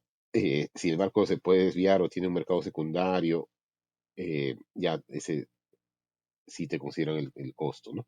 O si se va a llenar en ese caso, digamos, estaban importando, ¿no? Si ya se está llenando el, el sistema de almacenamiento del LNG, ¿no? Si te dejan declarar cero para que liberes gas y pueda entrar lo que va a llegar del barco, ¿no? Pero también hay una discusión bien larga, digamos, en Chile sobre ese tema, ¿no? Y ahora han cambiado, me parece, el procedimiento, ¿no? Me pareció ver un comentario, pero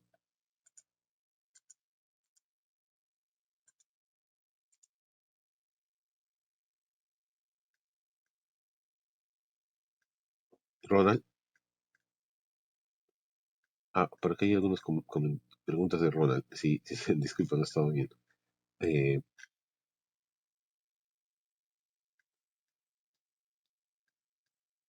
de los generadores, o sea, los generadores, el precio no es negociado, porque el precio, por lo menos para el lote 88, no está fijo, ¿no? Lo que negocian son las condiciones. ¿Cuánto es eh, el porcentaje de carry forward, el porcentaje de make up, la cantidad, ¿no? Eh, los primeros clientes de gas sí tenían un descuento, ¿no? Tenían un precio con descuento, pero digamos, es un mercado medio raro, ¿no? Donde no negocian el precio, ¿no? Pero sí negocian en bloque. Bueno, por lo menos los generadores estaban tratando de negociar en bloque, ¿no? Que hacían, ¿no? Eh, por ahí creo que hay la posibilidad de que les den 5% de descuento bajo ciertas condiciones, ¿no? Eso, eso sí, pero prácticamente no, el precio no se mueve mucho. Bueno, Profesor, una consulta, sí, por favor. sí, Sí, en esta declaración de estos precios del gas que hace, por ejemplo, estas generadoras en el COES, básicamente esto tiene relación con el despacho que ellos hacen, ¿no? Digamos, el que tiene menor costo variable es el que va a despachar antes, ¿no? Entonces, esto también le preguntaba por el tema de qué relación o impacto ha tenido esto con el tema de las renovables, ¿no? Para la inserción, o sea, cómo se relaciona, si guarda una relación, si esto ha perjudicado o incentivo o no esta promoción, ¿no?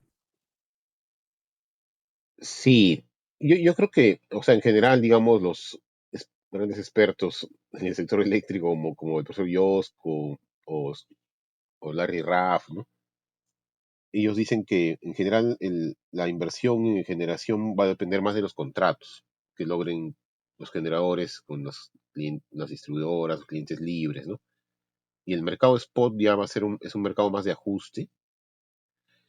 Nadie invierte, digamos, solamente en base al precio spot. eh, y el precio spot refleja la señal de corto plazo, ¿no? El verdadero costo marginal, digamos, de producir, ¿no? Entonces, un argumento que a mí me parecía siempre un poco difícil de digerir era, oye, el precio spot, nadie va a invertir, está muy bajo, ¿no? Eh, lo que yo que hay que hacer es más que todo, yo creo, flexibilizar el tema de los contratos para que las renovables puedan entrar en las licitaciones como cualquier generador, ¿no? Y es más, el requisito de potencia firme, como economista yo lo eliminaría, ¿no? Pero siempre se pone por si acaso, ¿no? Porque el que va a vender tiene que tener capacidad de generar, ¿no? Pero en otros países hay comercializadores y si tú firmas un contrato al final es financiero. Eh, lo que sí pasaba era que como el precio, como el spot estaba muy bajo, la prima Herrera aumentaba y bueno, y eso también tenía un efecto en los usuarios. Eh, se puso un mínimo al precio, a la declaración, pero si no hubiera estado en $3 el precio spot, ¿no? Cuando se puso el mínimo, más o menos se estabilizó en 8, 9, 10 dólares, pero ahorita sí se considera todo el precio del gas como si fuera variable, hasta que porque hay una decisión judicial, y eso ha hecho que el precio spot aumente a 23, 24, y eso puede hacer que las renovables entren con más rápido de lo que se pensaba, ¿no? Independientemente, incluso por ahí me han dicho que hay algunas renovables solares o alguna eólica que tú puedes conseguir 5 o 6 dólares por potencia firme, la eólica, más unos 23, 24 ya estás en 30, 29, 30, y con eso ya te metes sin contrato, ¿no?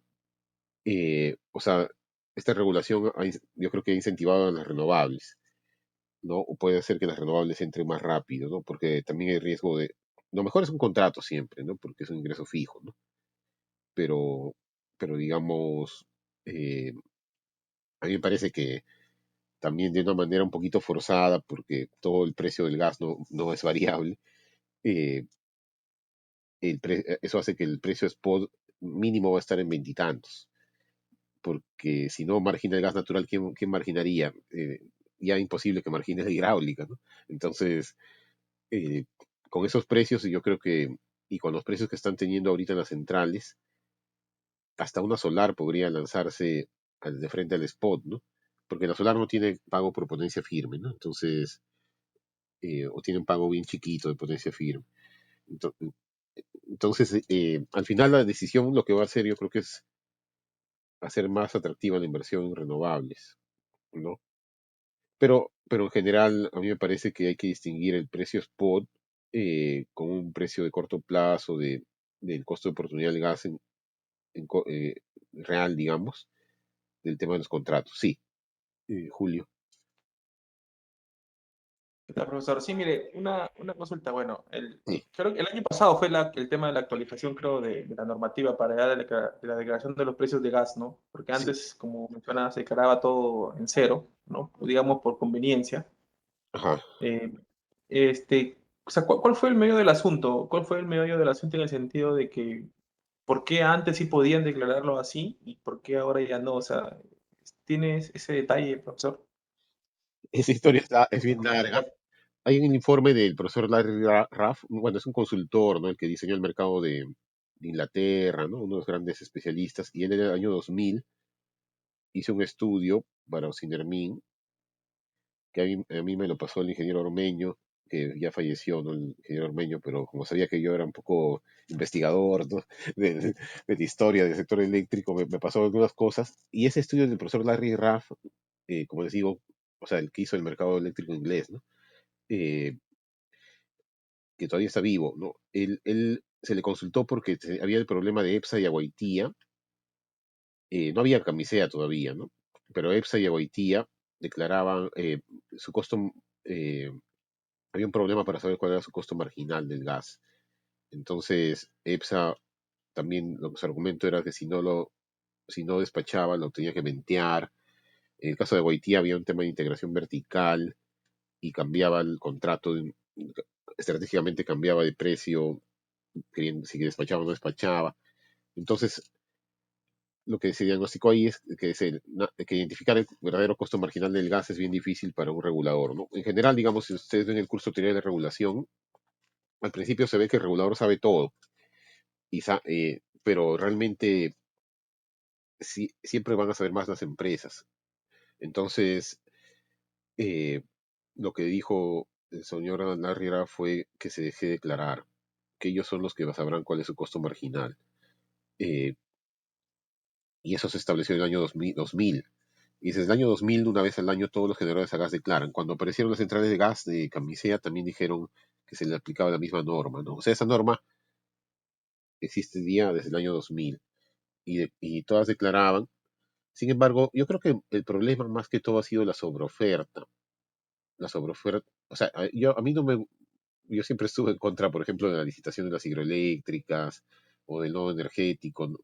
Yo era más partidario del libre mercado, pero digamos, al final hay una sobreoferta y eso hizo que los generadores y también estos contratos, ¿no? de transporte, contratos take or pay fijos, ¿no? Entonces, las centrales, y yo me acuerdo que una central grande, ciclo combinado, no declaró cero, declaró un poco más y se quedó última. Y al final no despachaba, ¿no? Y tenía que pagar su costo de... Entonces, eh, yo creo que el problema más que todo ha sido la sobreoferta.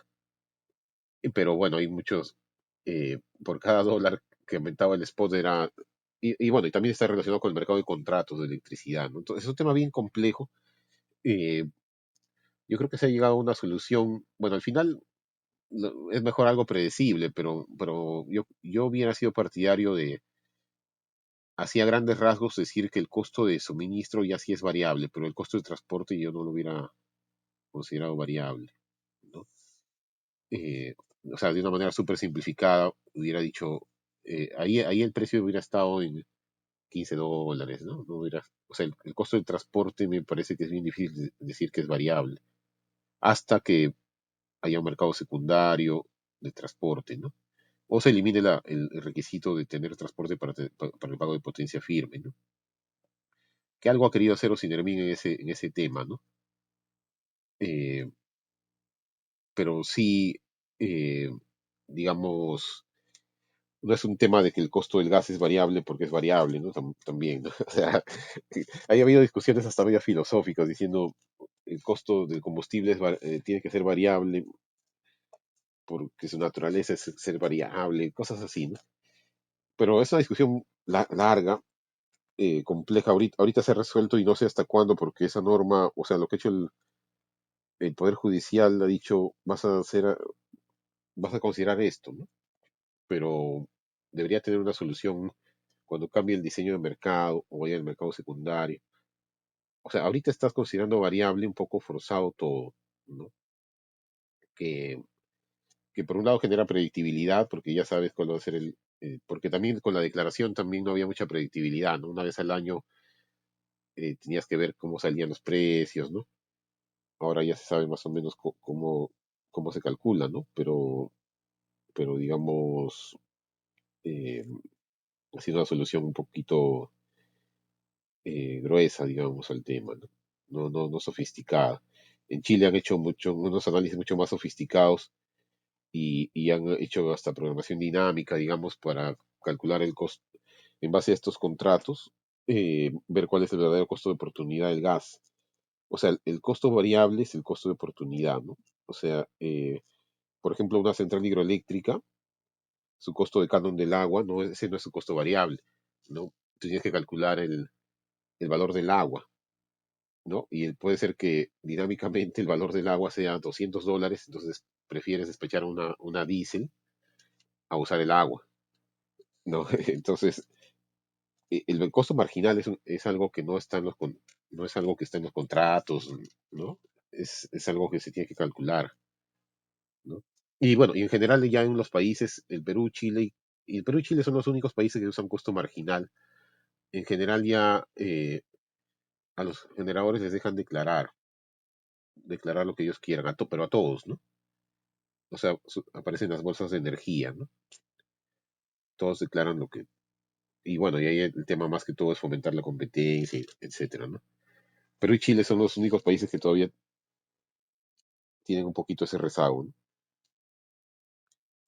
Bueno, eh, vamos a dejarlo por acá. Falta la parte de cómo están diseñados, justamente el tema de competencia en los mercados eléctricos. eh, y de ahí vamos a entrar al caso peruano en la próxima clase. ¿Alguna otra consulta?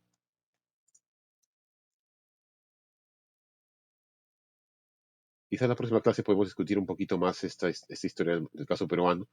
Lo que sucede es que también para tener todos los elementos me falta un poco explicar el sector eléctrico, ¿no?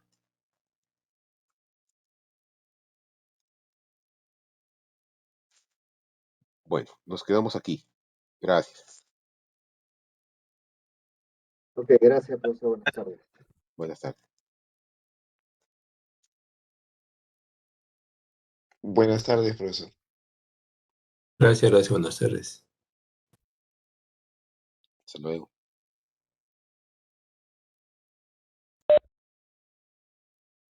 Gracias, profe. Buen fin de semana. Nos vemos.